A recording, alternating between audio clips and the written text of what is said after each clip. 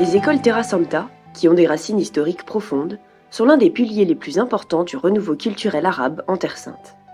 La plus ancienne école du Moyen-Orient est l'école Terra Sancta de Bethléem, fondée en 1598.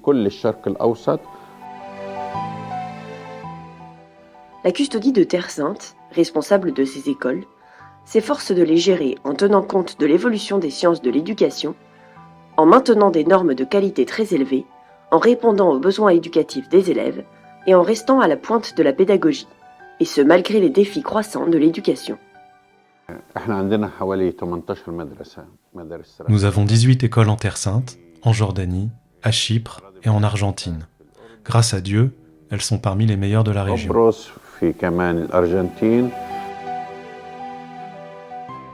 Des rénovations des écoles sont actuellement en cours et comprennent la restauration complète des écoles de Nazareth et d'Acre et de leurs infrastructures, l'ouverture d'un centre culturel et sportif unique et d'un théâtre à l'école de Jérusalem.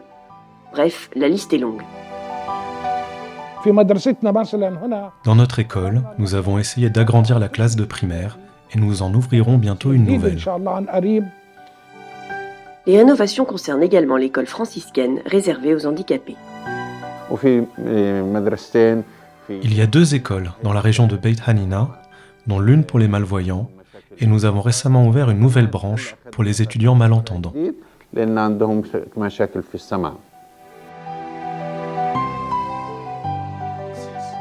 Les écoles Terra Santa s'engagent à être inclusives, en accueillant dans leurs classes des élèves musulmans comme chrétiens, tandis que l'école de musique Magnificat accueille également des élèves et des enseignants juifs, afin de répandre le principe de respect et d'éliminer les germes du racisme au sein de cette société diversifiée.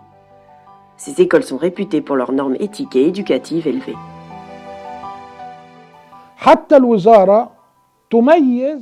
Même le ministère de l'Éducation reconnaît le niveau de nos écoles et l'excellence de nos étudiants et de nos centres.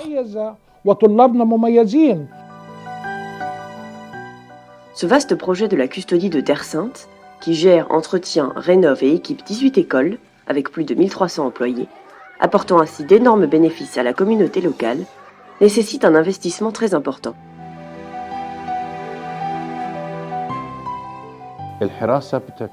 Rien qu'à Bethléem, le coût de nos 2 écoles s'élève à environ $150 000 par mois. L'agrandissement d'une école coûte des millions de dollars, et plus elle s'agrandit, plus nous avons besoin d'installation et d'entretien. Le père Abdelmassir Fahim, secrétaire général des écoles chrétiennes en Israël et directeur de l'école de Ramla, estime que le ministère de l'Éducation devrait couvrir 75% des coûts de l'éducation, tandis que les parents devraient payer les 25% restants. Mais la réalité est différente.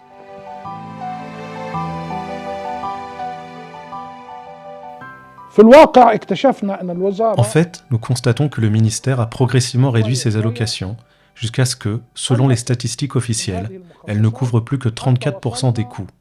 Qui prend en charge le reste? Et qui paye les coûts de construction des bâtiments? Et qui paye les coûts des installations et des services scolaires? Le ministère ne couvre pas ces coûts, et nous avons donc besoin de soutien. Il ne s'agit là que d'une petite partie des coûts énormes que la custodie de Terre Sainte doit prendre en charge pour faire fonctionner ces écoles, car les conditions de guerre actuelles épuisent les fonds.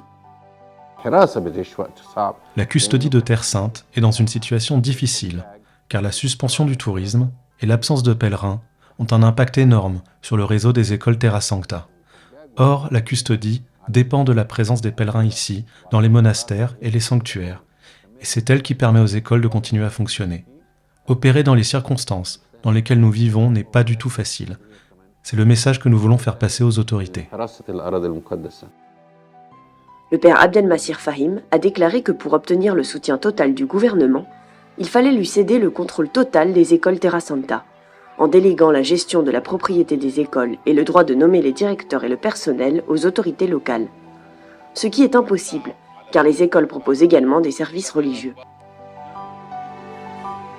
Nous n'abandonnerons jamais nos écoles, malgré la crise, car l'éducation est notre objectif principal et notre fondement. Nous avons besoin d'une aide extérieure pour nous développer, et nous profitons de cette occasion pour remercier tous ceux qui nous soutiennent.